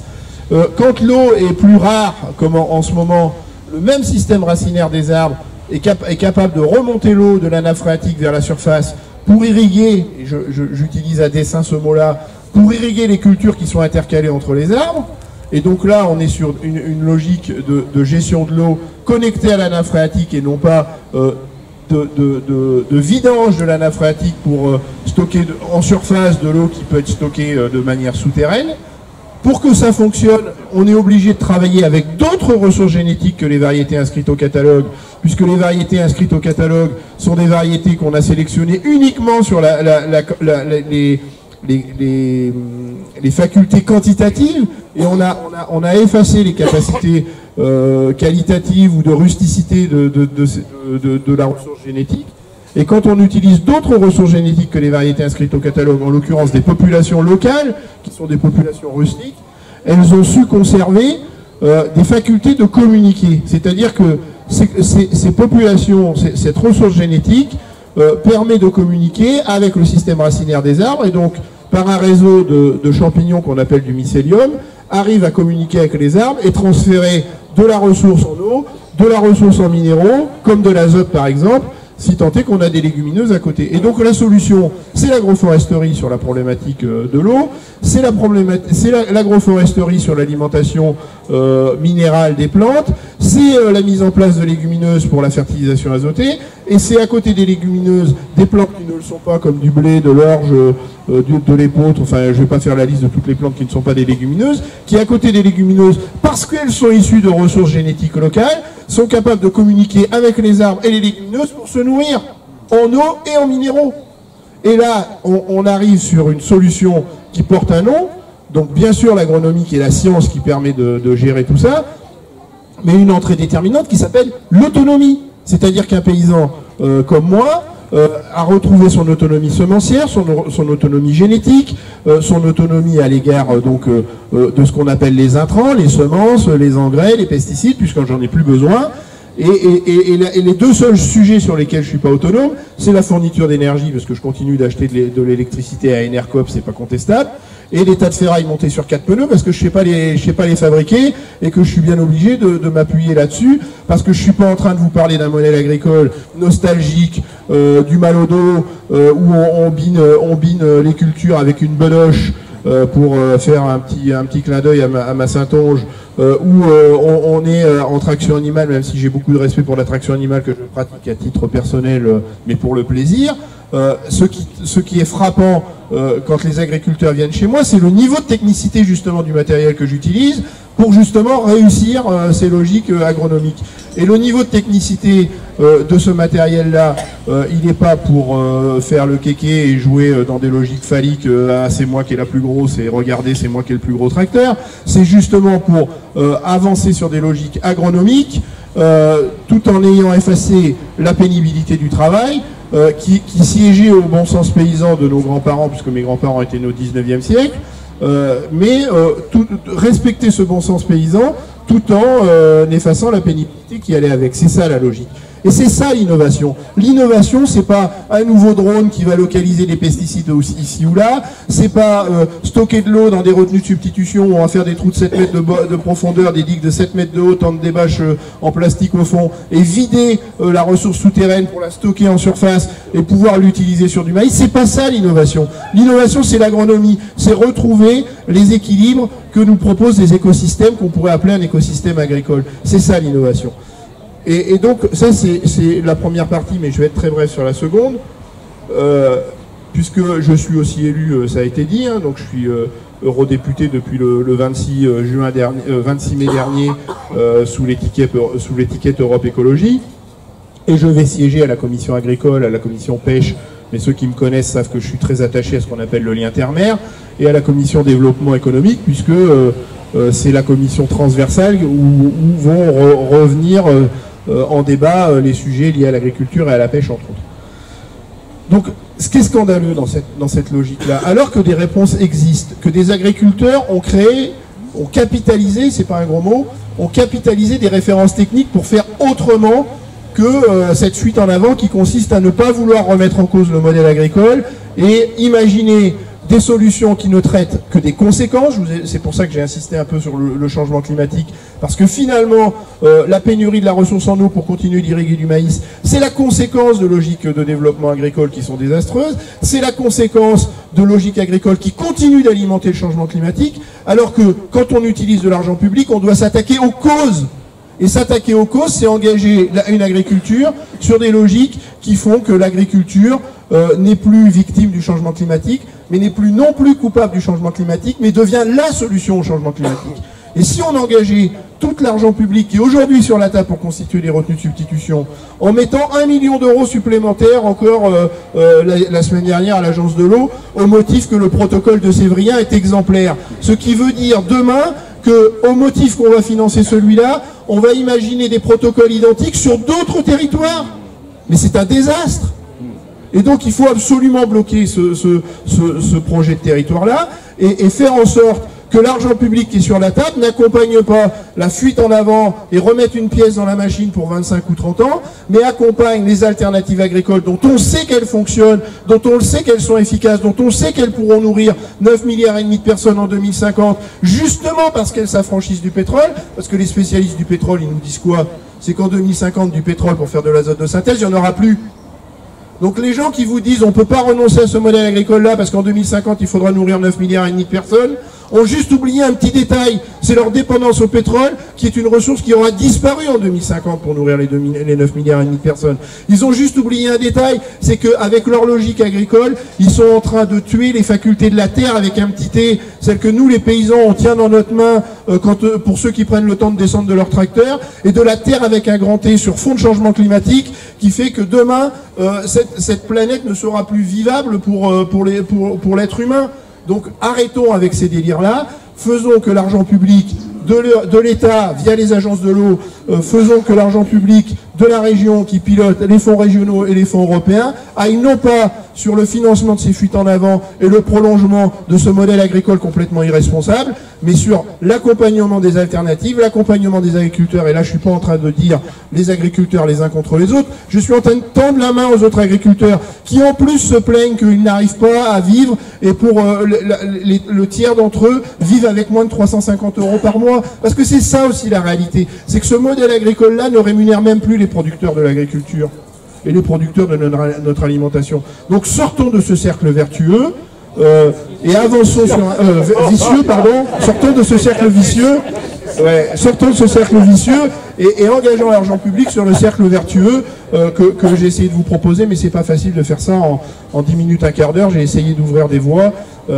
Après, moi, je suis à votre disposition pour répondre à vos questions, mais voilà. Et ne partons pas battus, quand bien même certains députés valident le protocole d'accord en Deux-Sèvres. Ne partons pas battus parce que l'agence de l'eau remet 1 million d'euros dans la machine en demandant que les autres partenaires fassent un effort supplémentaire pour atteindre 70% de financement pour stocker une ressource qui va être confisquée par ces quelques agriculteurs qui ne représentent que 10% de la population agricole. Parce qu'il faut redire ça aussi, les agriculteurs irrigants, ça n'est que 10% de la population agricole. Et donc ces gens-là sont en train de confisquer un bien qui, dans la loi sur l'eau, article 1, nous dit que c'est un patrimoine commun. Donc revenons aux fondamentaux, et le code de l'environnement nous dit quoi? Que dans la hiérarchie, le premier usage de l'eau, c'est l'eau potable. Le deuxième usage de l'eau, c'est le bon état des milieux aquatiques. Quand je vous parle de 2000 à 3000 km de cours d'eau à sec en Poitou-Charentes, vous voyez bien que cette deuxième priorité n'est pas atteinte. Et on continue de vouloir irriguer du maïs pour faire ça. Donc c'est même hors la loi. Donc n'ayons pas peur de continuer à livrer bataille, de continuer le combat. Et moi, mon adage, c'est de dire, il n'y a que les combats qu'on mène pas qui sont perdus d'avance.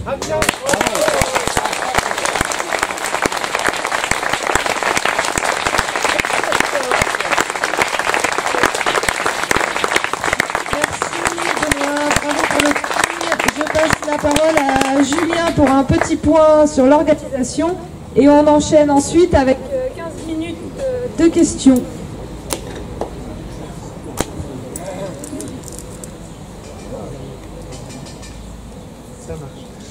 Alors, un petit point sur les aspects pratico-pratiques. On arrêtera les assises vers 1h moins le quart. Vous avez laissé un quart d'heure, 20 minutes pour pouvoir continuer à se questionner, à s'alimenter les uns les autres. En vous précisant que ces assises, c'est les deuxièmes du genre, après des assises qui avaient eu lieu à la Garette, et que vous n'êtes pas sans savoir qu'une ZAD se monte à 3 km d'ici. Et très clairement, cette ZAD, ça doit être un lieu de convergence, ça doit être un lieu de créativité, un lieu d'imagination. On rentre dans une phase qui est délicate avec le mouvement. On doit à la fois lutter contre le pire et le stopper, et en parallèle de ça, réussir à construire l'avenir et continuer à être dans une posture d'ouverture et de conversion et d'ouverture vis-à-vis de ceux aujourd'hui qui sont dans cette voie sans issue et de garage qui nous mènent tous au pire. Donc, par rapport à ça, venez à la ZAD, parlez de la ZAD, organisez des choses, prenez en main ces assises, allez chercher les copains scientifiques qui puissent partager leur expertise, emparez-vous de ça. Également, on se dit que la ZAD, peut-être que certains auront du mal à y venir, notamment les porteurs de projets. Donc il faudra trouver des lieux neutres, où ils se sentent plus à l'aise pour venir. Donc mobilisez vos mairies, mobilisez vos maisons, vos granges. Sachez également qu'en termes de mairie, aujourd'hui la FNSEA, la Chambre d'agriculture, mène un travail de SAP en profondeur auprès de chaque commune pour que nous puissions avoir accès aux salles des fêtes. Sachez-le, agissons en conséquence en face de ça. Mais il y a une alternative qui est aussi d'ouvrir nos maisons. Voilà. Donc vraiment l'état d'esprit dans lequel on se projette, c'est cette double casquette et cette double combat, stopper le pire, construire l'avenir.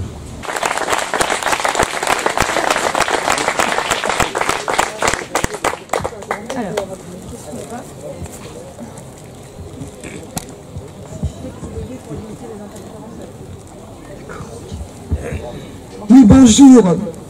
Une question pour vous, Monsieur Vito.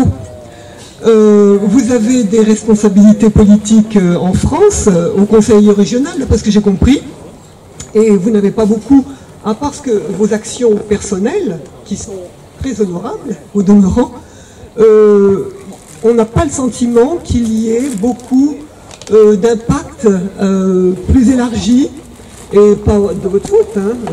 Je ne sais pas ce qu'il faudrait faire d'ailleurs pour ça. Et alors, vous êtes maintenant député européen. On a appris que les eurodéputés allaient faire un groupe avec Monsieur Macron, tous ces gens-là. Et je suis très sceptique sur la façon dont les choses vont pouvoir avancer dans votre sens, puisque tout ça, moi je suis entièrement d'accord, mais je suis très très sceptique et je vous souhaite bien du courage. Et est-ce que vous pouvez déjà me dire comment vous pouvez vous y prendre? Alors déjà, je m'y suis pris, hein, si je peux me permettre, et puis on va arrêter avec les fake news. Mais je vais commencer par vous dire comment je m'y suis pris déjà, parce que j'ai quand même derrière moi un petit passé. J'ai été vice-président de la région Poitou-Charentes pendant 6 ans. Pour rappel, c'est la première région en France qui a créé un pôle de conversion bio, où c'était les acteurs de la bio qui pilotaient et les chambres d'agriculture qui étaient dans la salle, avec la coopération, les banques et tout ça, hein. Donc ça c'est Benoît Vito. La seule région de France, et Serge Morin, je ne sais pas s'il est par là, parce qu'on était un binôme de choc avec Serge, et je l'oublie jamais, parce que sans lui on n'aurait pas été aussi loin. La seule région de France qui finançait plus les chambres d'agriculture, tout simplement parce que le projet agricole des chambres d'agriculture n'était pas conforme avec celui que nous on voulait porter pendant notre mandature, c'est la région Poitou-Charentes. Donc quand on a la majorité, on peut faire des choses.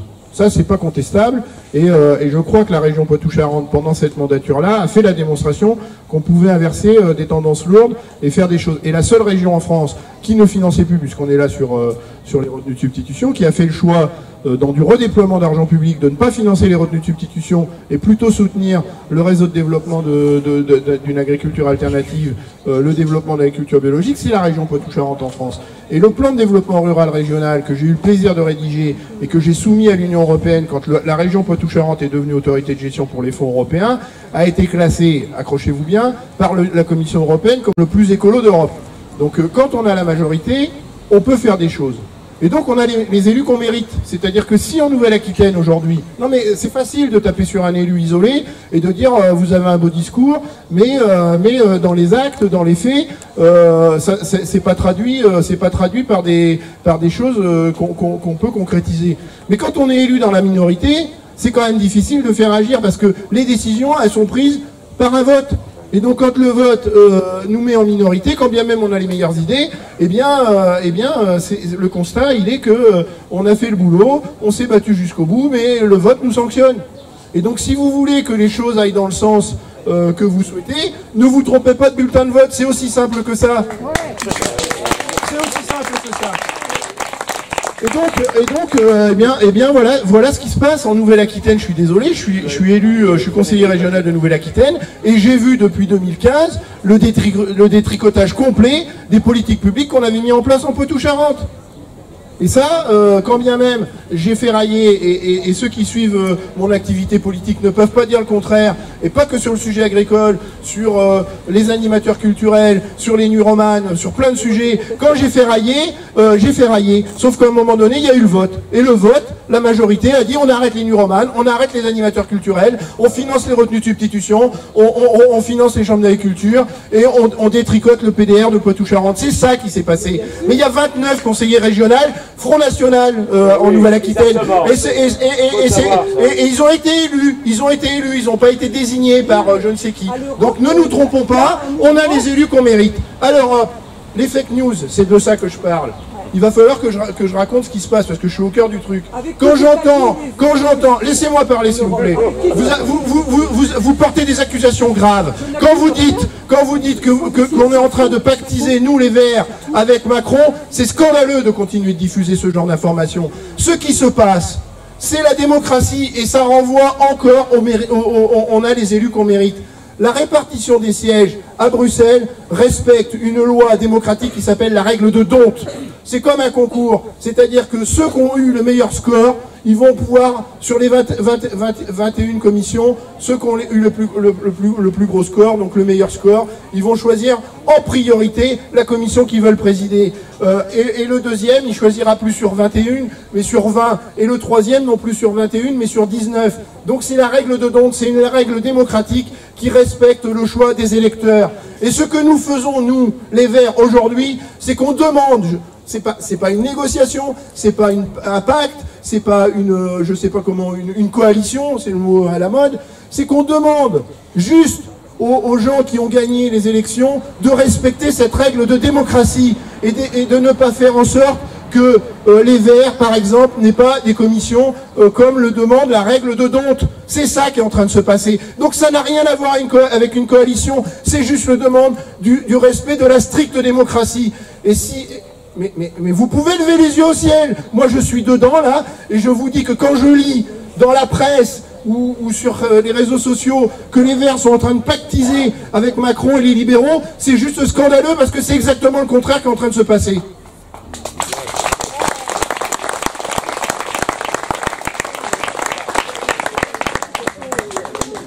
Bon, merci. S'il te plaît, Benoît. Moi, la question concerne... Vous pouvez ne pas le croire, mais les faits sont têtus.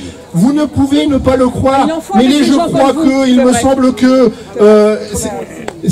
ne pas le croire, ça n'engage que vous. Sauf que moi, j'ai un parcours scientifique et je m'appuie sur des faits et sur des éléments objectifs. Et l'objectivité fait que ce que vous dites là... Voilà. Non, mais c'est pas moi que...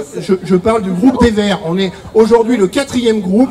Et en étant le 4e groupe du Parlement européen, on n'a forcément pas la majorité. Et on joue des coudes pour que, au motif qu'on n'ait pas la majorité, on ne nous confisque pas la démocratie. C'est ça qu'on est en train de faire. Vous avez voté pour une augmentation des pesticides. Vous n'avez pas vu ça. c'est n'importe quoi. Mais vous avez vu ça où, madame? C'est n'importe quoi. Vous dites n'importe quoi. Vous ne savez pas de quoi vous parlez. Vous ne savez pas comment fonctionne le Parlement européen. Pourquoi? Allez voir comment fonctionne le Parlement européen. Pourquoi ils ont augmenté les pesticides? C'est n'importe quoi. Mais est-ce que les Verts ont la majorité pour dire que c'est pour venir leur dire que c'est eux qui ont augmenté les pesticides? Mais c'est n'importe quoi. Bon, alors, si vous voulez bien, je vous invite tous les trois peut-être à discuter plus tranquillement de ce sujet-là tout à l'heure. Hein. On va essayer de rester dans la bienveillance, et même si on peut avoir des désaccords, on va essayer de s'exprimer tranquillement, et puis que, voilà. Non mais moi je suis d'accord avec les désaccords, on peut avoir des désaccords, on peut avoir mais moi j'aime bien quand même qu'on traite les sujets avec des éléments factuels. C'est pour ça que s'il y a des informations qui sont pas correctes, ou si madame a une information qui n'était pas la bonne, ben, autant que vous en discutiez tout à l'heure ensemble pour remettre les choses à plat, et puis voilà, tranquille. Arrêtez avec les fake news. On va continuer les questions. Merci. Alors, je ne suis pas sûr que tu aies des réponses factuelles à nous proposer, mais après quelques semaines au Parlement européen Et compte tenu des forces en présence, que peut-on espérer? Alors, oui, ça c'est une vraie question. Que peut-on espérer? Mais on ne peut lutter qu'avec l'équipe dont on dispose. C'est pour ça que j'ai insisté sur le fait que nous ne représentons que le 4e groupe de l'Union européenne. Ça veut dire que sur 715 députés européens, on en représente 75, un peu plus de 10%. Donc le poids électoral des Verts, c'est pour ça que ça me fait rigoler quand on me dit c'est à cause de vous qu'il y a des pesticides renouvelés. Le poids électoral des Verts, qui fait moins de 10% dans la précédente mandature, serait responsable des... Bon, on arrête.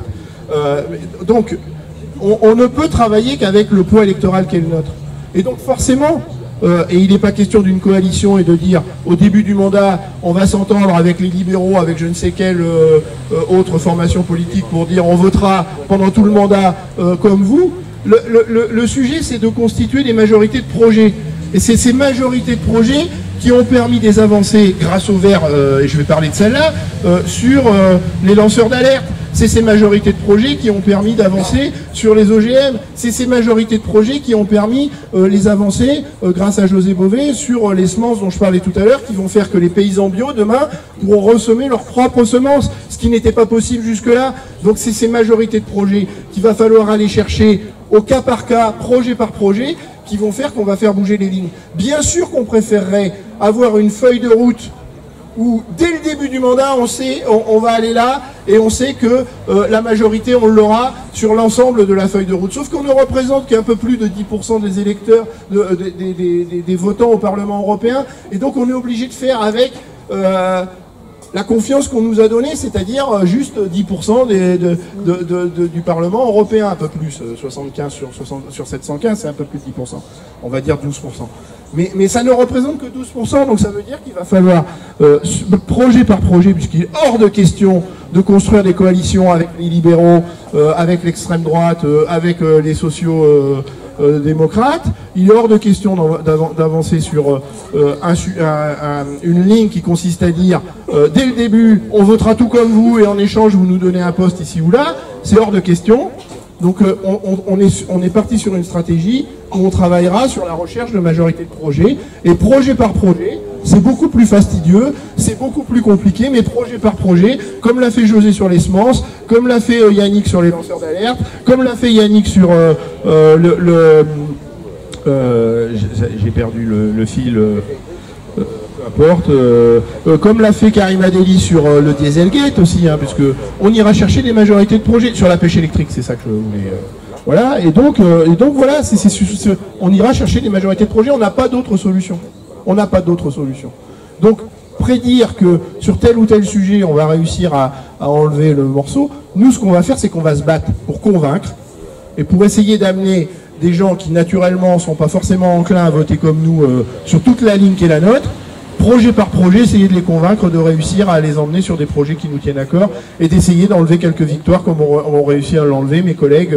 Je vais parler de Yannick, de Karima Deli, de José Bové et Michel Rivasi, il y en a plein qui ont réussi à gagner des belles luttes.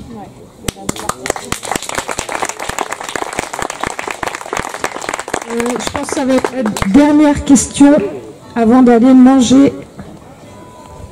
Le poids du Parlement, le poids que vous avez, vous, face aux commissions, en particulier face à la commission agricole.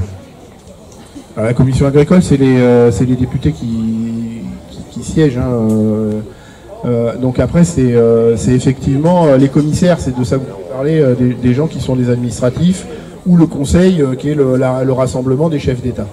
Donc ça, c'est la difficulté du trilogue. Cette mandature doit normalement entériner un poids renforcé des députés européens, c'est-à-dire minimiser le poids des commissaires qui sont des personnes désignées, le poids des conseils qui sont liés justement à la représentation des États et aux volontés des États, et renforcer au contraire le poids des députés européens et donc des décisions prises au Parlement européen. C'est pas parfait, mais c'est ce que je disais tout à l'heure, au motif que c'est pas parfait, est-ce qu'on laisse le débat aux autres ?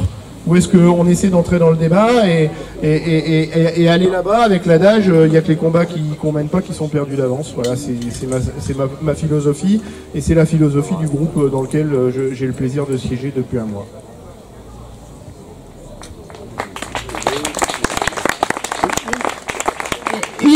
dernière. Une toute petite courte. Tu as parlé de Michel Rivasi tout à l'heure, et je voudrais savoir si tu connais ton taux de glyphosate. Oui, je connais mon taux de glyphosate, il est de 1,773 microparticules par gramme, je crois que c'est ça. Donc oui, je le connais, il est 18 fois supérieur à la norme autorisée pour distribuer de l'eau potable. C'est ton père? Mais c'est mon père, il y a contribué, mais c'est pas que mon père. C'est plusieurs facteurs, mais c'est effectivement l'environnement, c'est-à-dire qu'autour de moi, il n'y a pas beaucoup d'agriculture biologique autour de chez moi, donc forcément je bois et je respire du glyphosate. Et puis j'ai pas une vie très sédentaire, hein, même si je suis resté paysan, je suis amené à me déplacer souvent, et donc je mange pas toujours bio, parce que quand je mange chez moi, je mange bio.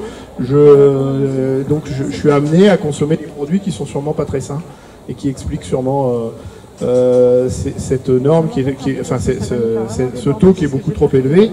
Ce qui est intéressant, c'est que ceux qui sont dans des vies plus sédentaires arrivent à avoir des taux qui sont nettement plus faibles. Bah oui, voilà, Catherine en fait partie, c'est vrai.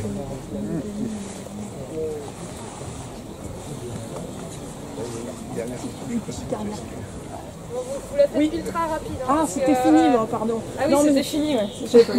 Non, mais juste par rapport à la dépendance du pétrole, qui est vraiment la clé de tout ça, hein, il faut savoir quand même, moi j'ai des proches qui travaillent malheureusement dans le lobby du pétrole, et ils comptent bien nous en vendre du pétrole jusqu'en 2050 et même après, parce qu'il y en aura encore.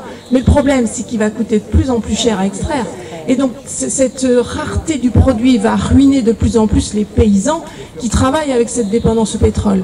Donc c'est un cercle infernal qu'il faut stopper bien avant, bien avant.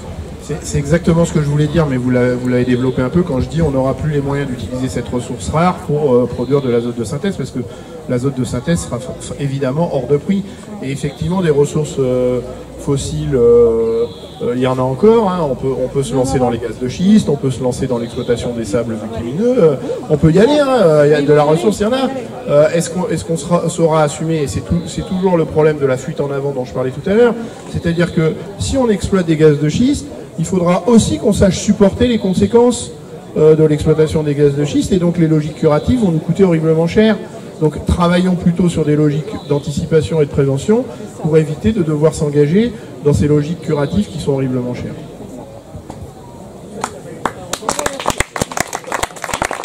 Merci Benoît, merci beaucoup.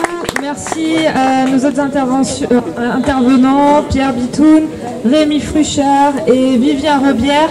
Donc je vous invite à aller vous restaurer. La conférence de presse, pour rappel, a lieu à 13h30 sous le kiosque, et vous êtes tous invités à y participer. Voilà, à bientôt, merci.